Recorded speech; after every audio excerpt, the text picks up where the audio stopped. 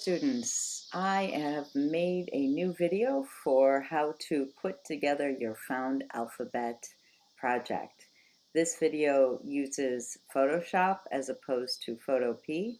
So if you are having trouble with the Photopea version of it, you can use this one. Okay, so first thing we need to do is we are going to make a new file. This is where we're going to drag all of our letters into. So everybody is going to either push new file. I believe in the version of Photoshop you have, it says something like create new. It's over here, open new, something, create new, I think is what it actually says. But here I'm going to go with new file, and you're going to get this new document window. All right, we're going to call it your name and Found Alphabet. Okay, you are going to make sure the width is set for inches first. Okay, the width is going to be 20 inches wide. The height is going to be 16 inches high, and the resolution should be not 72, no, but 300. It will probably, oftentimes it says 72. Okay, the color mode is RGB. It should already be set. 8-bit. The background contents should say white. If it doesn't, if it's not white, you can double click here and go up to the upper left-hand corner. Okay, the color profile is sRGB and the pixel aspect ratio square pixels. All right, once you have it set like this, you're going to push create. So this is the size of the paper that we're printing on. All right, the next thing you need to do after you create that document is you need to open all of the letters that you have already edited. So I'm going to go to File, Open, and I'm going to navigate to my desktop. Okay, and in this case, I'm going to search up Found Alphabet because this is my home computer, and there we go. Found Alphabet is right here, and edited Found Alphabet is here. Okay, so in this one, I spelled out an imaginary student's name. That student's name is Drew. So I am going to click on all the letters that I have edited already. So there's the D. I'm going to hold the Command key. I'm holding the Command key on the keyboard right now so I can select more than one image. So holding the Command key down while I click, notice that both images are selected, the D and the E. I can add the R and the W as well. Now they're all selected. The other ones that I don't want to open are not selected. I push open. Okay, so next up here we have the tabs, okay, that show us each of the photos. If you push Command 0 on the keyboard, it makes it fit the screen. Command minus makes it a little smaller. Okay, so we are going to first size the image. We're going to go up to the menu bar at the top, go to image, go to image size. Okay, here we're going to again make sure that it's set on inches and not on pixels. We have to have the resolution set at 300, and we want, I'm sorry, before I forgot to tell you, you do have to have resample image checked on. Okay, make sure that is checked on. All right, you're going to make the biggest of the two dimensions 6. In this case, it's a square, but if I look at these, 4.167 is a little smaller than 4.52, 552. So I'm going to make this one into, let's see, 7. Okay, the other number will automatically stay proportional because these two are locked together. If for some reason they get unlocked, you will not see those brackets. You do not want it to be like that. Okay, so I'm going to have to reset my numbers now because I had unlocked it and what I had set disappeared. So I'm going to make this one 7. This is going to be 300. I'm actually making this image bigger. Most of you will be making your images smaller though. I'm going to push OK. And this was a very small image. Command 0 and Command minus. Command 0 makes it fit the screen. Command minus makes it smaller. Command plus, on the other hand, makes it bigger. All right, so this is my first letter, and many of you will have layers. Okay, when you look over on the layers, I don't have layers, but many of you will have done your levels and your curves. I believe this one was saved, as a JPEG, so that, and the layers are flattened when you save as a JPEG. But many of you will have layers like this, the levels and the curves layer. When I check this layer, I don't need to change it because there is a white point, a black point. There's no gap in the data. And here is my curves layer. Maybe I could make it slightly darker. It actually looks pretty good the way it is.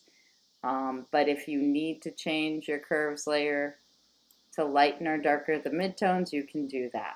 All right, so like I said, many of you will have these 2 layers already. What you're going to do first is after you resize, you can go to layer up at the menu bar. I know we have a layer here. We have a layer palette over here. We're going to go to layer at the menu bar and go to flatten image. Okay, I'm going to switch over to the move tool here. Okay, right now it's on auto select, which is fine for now. And I'm going to use my move tool to move this file over to my found alphabet document that I made. To do that, you have to, I'm going to describe to you what you have to do. You take your cursor, you put it in the center of the picture, and with your mouse, you're going to click and hold. Do not let go of it. Keep holding it down and drag the image up to the tab that is called Your Name Found Alphabet. Do not let go though. Don't let go and bring it back down. Okay, and then it will transfer. If you go, let's go back to this. If I go like this and bring it up here and then I let go, it's not going to, add it. I had dragged this one in here before. So you have to go up to the tab. When it comes up, then you have to drag it back down, and then you can let go of the mouse. All right, so I'm going to move this one over a little so I have room for my other letters. All right, I am done with the D. I'm going to close this up, and I'm not going to save it. Don't save. That way it's out of the way. I can just move on to the next letter. So the next letter I would like to move is R. Okay, it's already cropped. Again, if it has the levels and curves layer, I'm going to check these out. I think these were already edited and flattened. Okay, but if it has the levels and curves layer, you'll see this here. You need to flatten it. So we're going to go up to the menu bar up here, go to layer, flatten image, and then we'll go to image size. And this one is already 300 resolution. I'm going to look at these dimensions, make sure they're in inches, and I'm going to make the biggest dimension into 7. There we go. Push OK. I'm going to make sure I'm on my move tool. Click and hold with my mouse, and the right here, and the cursor is right in the center. Click and hold. Drag it up while I'm holding the mouse down. Do not let go of the mouse yet. Don't let up. And then when you're down on the document, you can let up on the mouse. All right, now put this into place. All right, we're making them all 7 inches high, so they should line up for you. Okay, so now I can go back in and X out of the R. Don't save. And next we're going with the E. So again, the two things you have to do is flatten it and resize. It doesn't matter which order you do those two things in. You know, again, if I'm just adding these levels and curves layers because again, I had flattened them. But anyways, if you have your levels and curves, when you open it, will look like this. You go to Layer, Flatten Image, okay? And then you are going to resize, go to Image, Image Size, and we're going to change the resolution to 300. Make sure this is set on inches, it's set on resample, and we're going to make the height 7. It's pretty close to 7 right now. Push OK. There we go. And then we're ready to click in the middle with the cursor, hold the mouse down, bring it over to the tab, then bring it down and let go. There we go. Alrighty, we're almost there. One more. All right, I can close this up and don't save. The last one here is W. I'm going to show you on this one, imagine that you did not have, it's already flattened. You do not have a levels and curves layer. When you go to layer and you go to flatten, it is going to be grayed out. If that's what it is, it's already flat and you don't need to worry about flattening it. Okay, so we go to image, image size. And here we're going to change the resolution to 300. And we're going to change the biggest of the two dimensions. Again, we got to make sure we're in inches, make sure resample is checked. Make the biggest dimension 7, push OK. Use the move tool to click and drag to the tab and drop it in place. Now you can see these images, these letters are too big for this file, okay? So what I can do is I'm going to connect all of the letters together and I can go to Edit Free Transform to make them smaller. All right, to connect them together, I have to click on the top letter up here. This one's layer 4. And then I'm going to go to my keyboard and I'm going to hold the Shift key down. And I'm going to click on the first letter. Do not click on the background. Click on the first letter. Notice now it's selected everything between 4 and 1. That allows me, when I'm in my move tool, right now I need to take it off of auto select. Take it off of auto select. And now that because these are all selected together, I can move them around together, but you can see some of my letters are getting cut off. Okay, so if I go to Edit and I go down to Free Transform, you can also do the keyboard shortcut Command T, but if you don't know the keyboard shortcuts, if you don't know what I'm talking about, just go to Edit and find Free Transform. When you're in Free Transform, you'll get this bounding box, the transformation box around the letters. So all you have to do is go to the corner of go to one of the corners, click, you'll get the diagonal arrows, and I'm going to bring it down in size, and then kind of center it. I'm going to bring it back up in size a bit. I want a little bit of a border, and I want the border to be fairly even. I'm going to put it up at the top. We're going to actually crop it. When I print these, I would love to put more than one person's pictures or word onto one page. Okay, so we're going to put it up at the top here and kind of line it up side to side. Okay, and then I have it where I want it. So to get out of Free Transform, I have to click on the check mark up here. Now I'm out of Free Transform. Okay, these are all still connected together. If I click on one of them, it will unconnect them. All right, the last thing we need to do is click on the background layer here, and we're going to add your name as the artist who has made this word. So to do that, we're going over to the left to our toolbar. You're going to look for the horizontal type tool, which is the letter T. It's in the first column, a good ways down. Click on that. Okay. Up here we have our options bar where you can choose whatever style lettering you would like. Okay, so I'm going to choose, let's see, I'm going to go with Arial Narrow. Okay, and then we need to select a size. I would probably go with, about 36 point, 48 point, and you need to choose a color.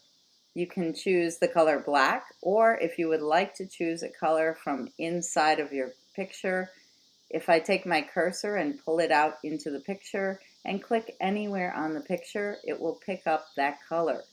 So if I wanted to match something in the picture, I can do that. I think I'm going to just go with black though, push OK, and then I'm going to bring my cursor down below the word. Click, okay, and then I can just start to type. I'm going to type in my first and last name.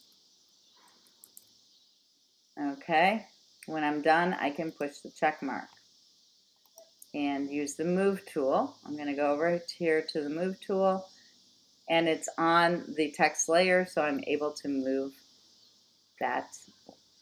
my name over to the side. Don't have the name hanging off the edge of the boundaries of your letters. Bring it in underneath. I think it looks better over on the far right or the far left.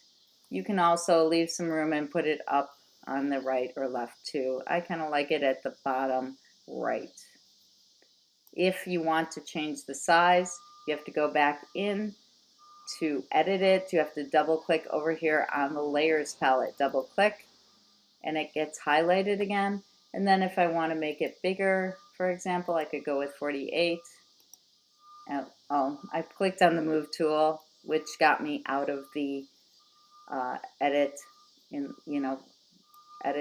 tool there for the text tool. All right, that looks pretty good. I'm going to leave it there. Okay, so the last thing we're going to do then is we are going to crop it. So I'm going to go over here to the crop tool. Some of you may need to go to these three dots and type in crop tool to find the crop tool.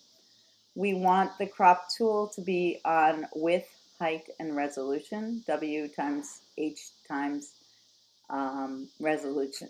Select, click on that. Make sure there is no number plugged in here. Just push clear if it is. Okay, so we have the cropping box here. I'm going to go down to the bottom until I get this double arrow, and I can pull it up like this. Okay, and make a border. It's going to be it's a little larger than the top border, but that's good. That looks so. It's better if you're going to have a larger border. It's better to have it slightly larger at the bottom. We're going to push the check mark. All right, and then we are going to save it as a TIFF file. Save as, and you're going to save it on your computer. Okay, save on your computer. And you're going to navigate to your found alphabet folder. And I actually have an edited found alphabet folder within that. Okay, I'm going to change it to a TIFF. There we go. Tagged image format to save the layers. And then I will push save. And when the TIFF options come up, make sure there is no compression. The pixel order is interleaved. The byte order is Macintosh, and the layer compression is RLE, faster saves bigger files. Push OK. And now when the blue line comes across here, it will be completely saved, and you can close everything up. The next thing you're going to do is you're going to go to your Teams page. Okay, so we're going to Teams. We're going to assign Teams. Gotta go back to my Teams. I'm going to go to one of my photo classes here. This one's 5th hour. Okay, and there is over on the far right hand side, there is a print channel.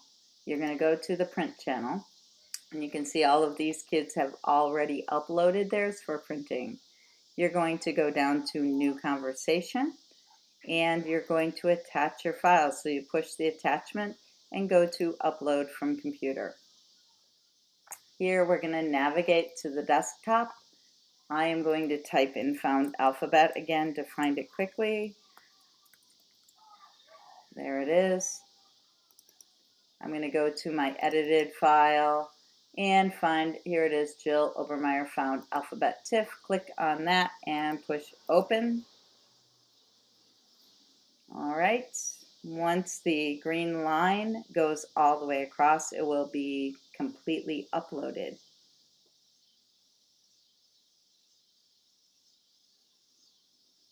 So I'm still waiting. It's taking a moment here. It is a large file, so it may take a little time.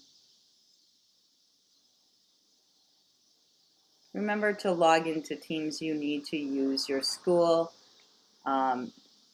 email address and password.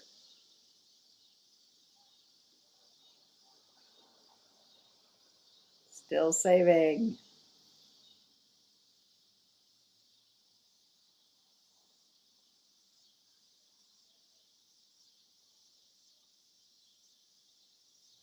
Oh boy, this one's taking a while.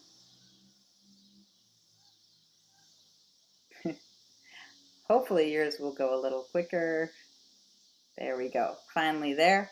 And now I'm going to push the send button. Okay, and then we have, I'm teaching students how to print, and we will print yours out for you. So I hope this helps you to finish up your Found Alphabet assignment. If you have already finished, then I would like you to, simply find some other homework to do for today. Thanks, and see you tomorrow. Bye-bye.